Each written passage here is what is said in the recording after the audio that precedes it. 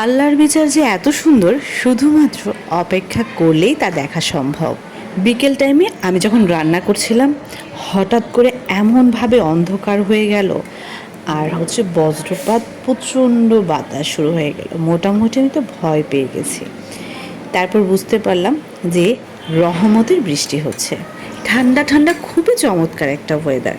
তো ইফতারের পর কিন্তু একটু ভাজা পোড়া খেতে ভালোই লাগে, যদিও আমার বাসায় আমি এটা খুব কমই করি। তো আমার বাচ্চাটা ভাজা পোড়া খেতে খুব পছন্দ করে, ওর জন্য হালকা পাতলা করি, আর আমরা ভাত বা অন্য অন্য সবজি তরকারি যা থাকে সেটাই খাই। তো আজকে ইফতারের পর আমি ভাবলাম যে যেহেতু ঠান্ডা ঠান্ডা একটা ওয়েদার আর বৃষ্টি হচ্ছে, রমজানের মধ্যে এই প্রথম আমাদের এখানে বৃষ্টি হচ্ছে, এত ঠান্ডা এত মিষ্টি একটা ওয়েদার, তো ভাবলাম যে একটু ডিম চপ করি।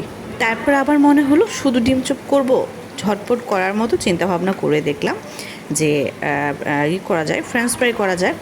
তো আমি যেটা করলাম, এটা সম্ভবত ওয়েজেস, যেটা আলু সিদ্ধ করে তারপর এটাতে হালকা পাতলা মশলা, তারপর একটু কর্নফ্লাওয়ার, তারপর একটু চালের গুঁড়া, এগুলা দিয়ে সুন্দর করে মুচমুচে করে আমি আলুটাকে এত সুন্দর করে ভেজেছি।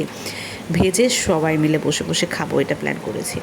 তার মধ্যেই কি একটা অবস্থা দেখেন, একে তো ঘুটঘুটে অন্ধকার, তার মধ্যে কারেন্ট চলে গেছে।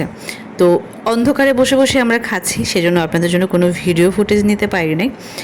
এত মজা লাগছিল, এত মজা লাগছিল, মানে এত সুন্দর ওয়েদার, বৃষ্টি, বজ্রপাত, খুবই ভালো লাগছিল। সবাই মিলে বসে বসে আমরা ফ্রেঞ্চ ফ্রাই খাচ্ছি আর ডিম চপ খাচ্ছি।